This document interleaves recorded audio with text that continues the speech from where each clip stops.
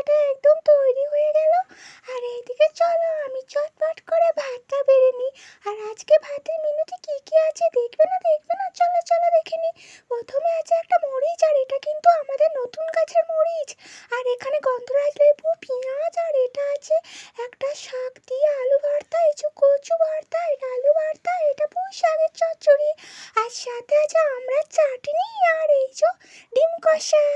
চলো এবার দুপুরে লাঞ্চটা করে নিই। আর আজকে না তেতো আঞ্চা শাকটা আমি সিদ্ধ করতে দিয়েছিল, আর এটা আমার খুব ফেভারিট শাক।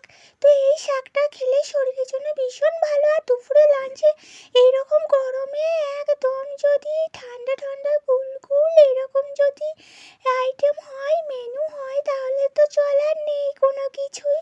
তো চলো, এখন কিন্তু তেল মশলা ঝাল খাওয়া অতিরিক্ত ভালো নয়, শরীর স্বাস্থ্যের জন্য একদমই ভালো নয়।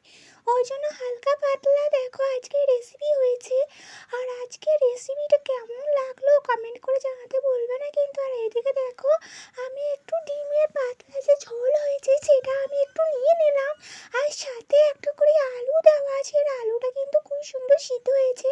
আর এইদিকে দেখো আমি খেতে বসে একটু গন্ধরাজ লেবু ছড়িয়ে দিচ্ছি। গন্ধরাজ লেবুটা কি যে স্মেল বলে বোঝাতে পারবো না। তা চলো চলো আমি এবার খেয়ে নিই। আর এখন বাজে দুপুর 1:20। তো তোমরা কারা কারা লাঞ্চ করেছো কমেন্ট করে জানাতে বলবে না। একটু পুঁই শাক দিয়েও খেয়ে নিচ্ছি। তো চলো পুঁই শাক দিয়ে খেয়ে নিই আমি। আর আজকে পুঁই শাকটা হয়েছে, আর আগের দিনও পুঁই শাক হয়েছে। আর এদিকে তোমরা বলো তো, লাল সর্ষে কালো সর্ষে দিয়ে তৈরি হয়েছে আমড়ার চাটনি। তোমরা কারা আমড়ার চাটনি খেতে ভালোবাসো কমেন্ট করে জানাও।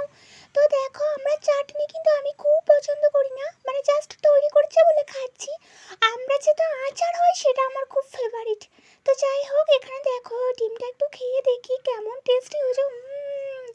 দারুণ কিন্তু টেস্টি হয়েছে। কারণ এই গরমকালে এইভাবে যদি ডিমের পাতলা ঝোল খাওয়া হয় তাতে কিন্তু শরীরের জন্য ভীষণ ভালো। আর এখন স্বাস্থ্য যদি ভালো না থাকে তাহলে তুমি লড়বে কি করে?